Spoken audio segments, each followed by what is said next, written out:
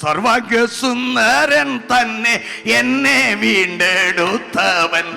സർവസുഖ സൗകര്യങ്ങൾ അർപ്പിക്കുന്നു ഞാൻ. സർവാംഗ സുന്ദരൻ തന്നെ എന്നെ വീണ്ടെടുത്തവൻ. സർവസുഖ സൗകര്യങ്ങൾ അർപ്പിക്കുന്നേ ഞാൻ.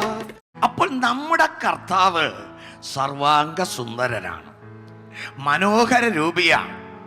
തുല്യം ചൊല്ലാൻ മറ്റാരുമില്ല. മനുഷ്യപുത്രന്മാരിൽ അതിസുന്ദരനാണ്.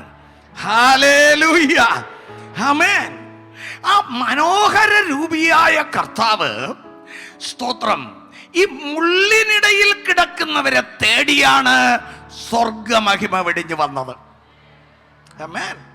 ഈ മുള്ളിനിടയിൽ കിടക്കുന്നവരെന്ന് പറഞ്ഞാൽ നമുക്കറിയാം, മനുഷ്യനെ ദൈവം മുള്ളിനിടയിലല്ല സൃഷ്ടിച്ചാക്കിയത്, മനോഹര പൂങ്കാവനത്തിലാണ്.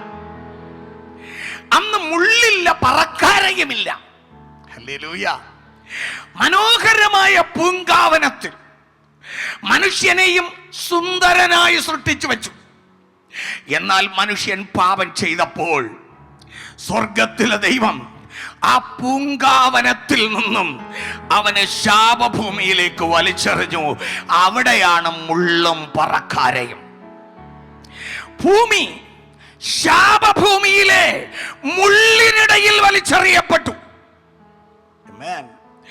മാനവജാതി മുഴുവനും ആ മുള്ളുകളുടെ കുത്തലേറ്റ്, മുറിവുകളേറ്റ്, വേദനയേറ്റ്, കഷ്ടത്തോട് നിലവിളിച്ച്, ഈ മുള്ളുകളുടെ ഇടയിൽ നിന്നും ഒരു സ്വസ്ഥത നൽകുവാൻ ആരുണ്ട്, രക്ഷപ്പെടുത്തുവാൻ ആരുണ്ട് എന്ന് ആ ശിക്ഷയിൽ കിടന്ന് നിലവിളിക്കുമ്പോൾ, അതേ, ഈ സർവാംഗ സുന്ദരൻ ഈ മാനവജാതിയെ രക്ഷിപ്പാൻ ഈ മുള്ളിനിടയിലേക്ക് ഇറങ്ങി വന്നു.